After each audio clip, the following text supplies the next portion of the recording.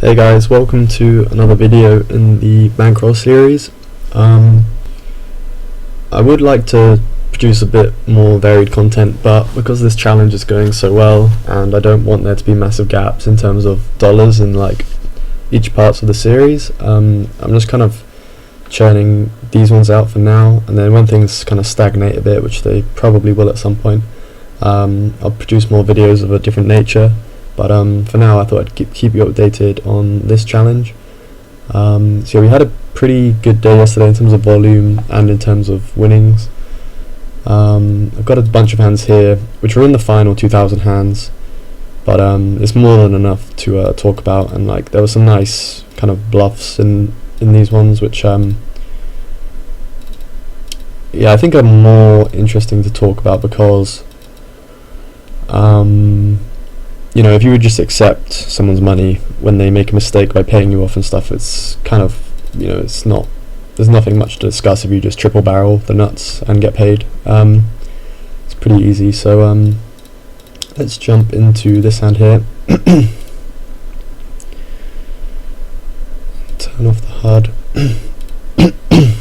So start with an open. We get 3-bet.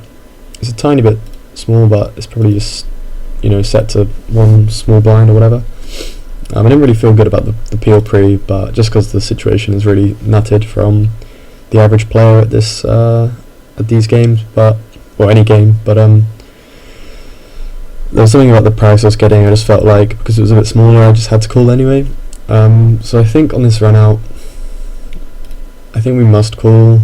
You know, we do have ace king here, so we're definitely not near the top of our range. We don't really have aces. We do have kings. We have all of tens for sure. Queen jack suited we should be having. And we face a triple barrel and we're somewhat deep. And we arrive here, and at this point I know my hand is no good. You know, that much is obvious. However, I think he still has a lot of bet folds, and like basically from his perspective, assuming he kind of has a brain, and he plays a decent amount of poker, then even if he bets ace king here, he's gonna hate life versus a jam. As it was, I didn't want to bluff this all the time, but having the ace of spades was a big deal. And more often than not, we're going to be calling with suited aces pre-flop rather than offsuit ones. Anyway, I said to myself I'm going to bluff this half the time. So I just looked at the clock and it was in the first half hour. That's normally what I do. If it's in the first half hour, I will do it. If it's in the second half hour, I won't. Obviously it's not truly random, but as long as I haven't looked at the clock in a bit, I don't really know what time it is. So we did jam, and thankfully he tank folded, but yeah, I just thought that was a fairly interesting hand. Ace of diamonds, jack of spades. Okay. Yeah, so this was actually a mistake. Alright, my HUD isn't showing up, so I don't need to edit it. Okay. So we don't go for the c-bet, which I think is okay 3 ways. We go for the check call, and he does pot it, which is a bit concerning, but I'm kind of preparing to get creative anyway. Then we face a very small bet. I think calling is completely fine as well. And then we face another really small bet. So against this line, I was just like, you know, he's got some kind of weak 2 pairs or like a weak top pair that can't really withstand any reasonable pressure. And I think with king jack of spades, although I'd fast play some of the time, I definitely slow play it some of the time as well. Ace king of spades, I probably would bet, but yeah, I decided to jam here, but I didn't do any kind of randomization on the river, so I'm probably over bluffing this spot compared to the last spot. But yeah, because in terms of value hands, like I have king jack of spades, I don't have jack 8 of spades, or I'm not meant to. Ace king of spades, ace jack of spades. There's only like, you know, 3 combos kind of swimming around in my range, and I'm gonna have them at like not 100% frequency, so it's like 2 or 3, right? But in terms of jack of spades and some arbitrary other card, I'm gonna have, you know, this is ace jack off is instantly 4 combos. Is that what I meant to say? Diamonds, hearts, clubs. No, just 3, right? Yeah, just 3. So Does 3 combos, then I can have like king jack off, maybe I check call that. Some kind of queen with a jack of spades. They would all be offsuits. Jack jack with the jack of spades. There will be a bunch more combos. So you can see how the combos kind of add up. Jack 10. Oh no. Yeah, no, I don't have jack 10 off, but you know, you can see how the combos can add up quite quick. So I'm probably over jamming this river as a bluff. You know, it might be fine against this small bet sizing, which might get a lot of folds, but he just bet calls us off set, and I think the caller for the set is generally going to be losing, but you know, if I am over bluffing, then it's probably doing okay. So we have a raise, a 3-bet by us, a small, actually that's a pretty big 4-bet I guess. We peel. I think it's standard. Maybe against population it's a bad call, but I just felt like it was a pretty easy call. So we face a delay c-bet. Feeling pretty good about the hand, to be honest. I don't expect many people, in the same way that I said we should have folded pre-flop to the 4-bet, or we could do, because it's so nitty. It's really hard for him to have 10x. So, you know, I'm not too scared of 10x, and we block top set, which is more likely to be a check than, say, aces. So everything bricks, and he checks to us. We have a bet back, and the reason I think it's a slam dunk bet is because there's double flush draws that bricked, queen jack also bricked, so even though if the board was drier, I'd probably just check and win, but with so many busted draws out there, I think we can get called by queens, jacks. You know, maybe even hand like 9s if he somehow bet that somewhere. Probably doesn't 4-bet it pre, but and we get called by queens, and I remember at the time I definitely said, you know, I think he has to call queens there on this run out. So I think that was fine by him and pretty well played by us. And this was another weird hand. So we go 3 ways to the flop. It checks around. I think most people c-bet too much in this kind of situation with like ace 10. Probably just kind of bet it too often on the flop, that is. So I'm not expecting a ton of ace 10 from this player, and this player checking back in position on 10-9-4. He's never got a big draw, never got a big set. So I think this is a good spot to go for a check raise. You know, we still have 4s, 10s, 9s. We probably squeeze 10s, ace 10. We have plenty of value. You know, it sucks we don't have hearts, but this draw will do. We somehow see the river 3 ways. Queen jack does improve. I'm not putting queen jack in either of these guys' ranges for similar reasons. I think this guy would c-bet the flop too much, which would include betting his open-ended straight draws, and I think this guy would bet when check 2 often. So I think one of them somehow has, like, even ace-x of hearts I don't really put in their range because I think they would bet somewhere, but seems like this guy's played ace king or ace queen terribly, or ace jack, I don't know. And it seems like maybe this guy's played ace queen terribly as well, or has he somehow got a pair and a draw? Is that even possible? It must just be a terrible, both of them must have ace queen and just be playing it awful. I just can't see any other like folds on this river really. Like, how do they, yeah, it just doesn't really make sense, but it's a pretty ballsy bluff to bluff into 2 people.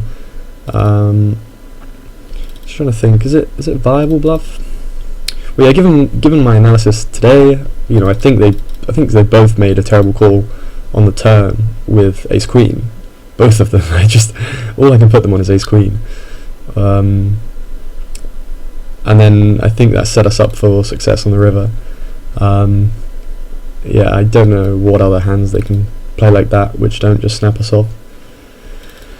So this is a pretty cool hand actually. So we squeeze this. This might be a mistake, might not. I remember sometimes I fold it, sometimes I 3-bet it, sometimes I flat it.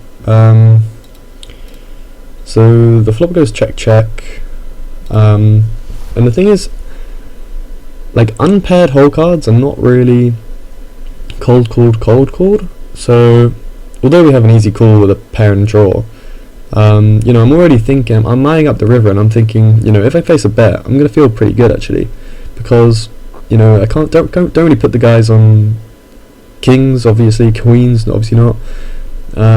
Queen jack, king queen, especially offsuit, are not very good. Flats and then a call. So I think he might be bluffing like this lower pair into a bluff, which would be correct. We kind of look like we have maybe ace jack suited, maybe ace queen at some percent. So we get faced with another bet, and yeah, I just found it really hard to give him credit for a king or a queen. Anyway, I just went with my kind of, I mean, it wasn't my gut was to fold, but I went with my logic breakdown and couldn't really give him credit for a hand actually. So yeah, I went with my brain and not with my gut, which paid off, so that was quite nice. So yeah, this was a hand I wanted to talk about because a few people are asking me to make a video on what to do with ace king when you miss, and this will definitely fall in that kind of bracket. So we 3-bet. We have this board is not that great for us in our range. It's not terrible, it's not great. We do have 10s and queens as a chop versus this guy's range, but he has more 7s. I think we have similar amounts of ace queen. He probably has more queen 10 suited. He's got more like king jack suited, I guess. Now we have about the same, so it's kind of close. We're a bit more uncapped at the top with aces and kings, but he's probably just more solid. Like he has more like queen jacks. Yeah, like I say, queen 10, 10-9 suited, I guess. So we bet the flop. I think the small size is fine to get a fold from pocket 9s, pocket 8s, and then yeah, it just prepares like a turn bet to maybe fold a 10. And we go for a pot given the stack depths. I think this is fine with our range. This is going to kill out a lot of his call once and then folds. So I think this is good with queens and stuff. And then the river bricks, we don't really have 5-6. And I decide to check and give up, because I think if we jam, firstly we're going to have a lot of bluffs. Secondly, it's probably ace queen probably just snap calls. There's a lot of ace queen in his range. You can still have sets, and yeah, even king queen, queen jack suited might just pay off if they think I've got like ace king of hearts and stuff. And also from a balance perspective, if we jam this combination and all other combinations similar to it, we'll be bluffing way too much. We also block a bit of his folding range in terms of the king of hearts type hands. So if I had like ace king of diamonds, I'd be more inclined to bluff. And we do give up, and he has ace queen, so I think that was okay. 10-10, what happened here? Okay, so we call or 3-bet. Oh yeah, so this is just a dynamic I want to talk about.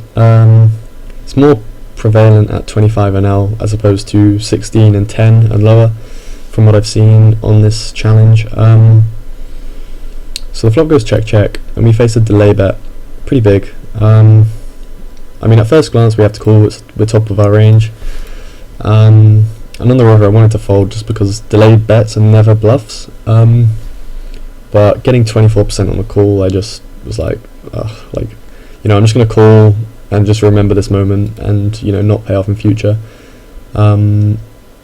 Basically the dynamic I want to mention is that, yeah, delay c-bets are always like the effective nit nuts. So king queen just fits that bill perfectly. Like ace king on this board texture, barring sets, is the effective nuts, right? King queen is still the effective nuts because I don't have ace king. So king queen is the effective nit nuts. So like it's when you check back the flop, as a protection play, and also because you don't want to overplay your hand, and then you just get 2 streets of value. Yeah, it's just a really solid read. It's like it's disproportionately accurate. Like I'd rather face a triple barrel than a check back and then a double barrel probably. You lose the same amount of money, but you just know exactly where you're at. So we 3-bet, we c-bet.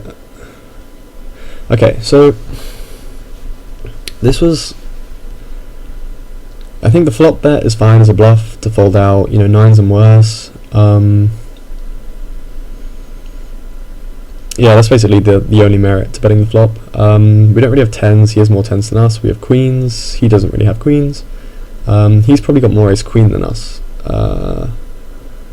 Anyway, we have king jack suited, he's got king jack suited as well. So normally, I feel like I'd normally check back this turn, but I felt like this was a really good spot to bet, to get value from ace-x of hearts, ace-jack suited, we're still going to call, and I think it's really easy to just bet fold ace-king here. So yeah, my plan was just to bet fold, and then if we get called, we're probably good and we're probably gonna win. I think I do check back, but using my own logic, if I think he's gonna fast play turn with all of his nuts, then suddenly this becomes a jam. But at the same time, I don't think he ever calls off ace jack, so checking back's pretty okay. But yeah, that turn spot was a bit marginal. You know, this time I went for a bet, and I think the logic for doing so is okay. So yeah, then we have some other weird bluffs coming up as the pots get a bit smaller where we don't get stationed. We do a frequency 4 bet, which isn't all the time. Fairly safe board for like kings plus. I'm not expecting him to be 3-bet calling pocket 10s, pocket 9s. So we have roughly 1 PSB back, on a 75% pot back. I just elected to jam here because I have ace jack at a very low frequency pre-flop.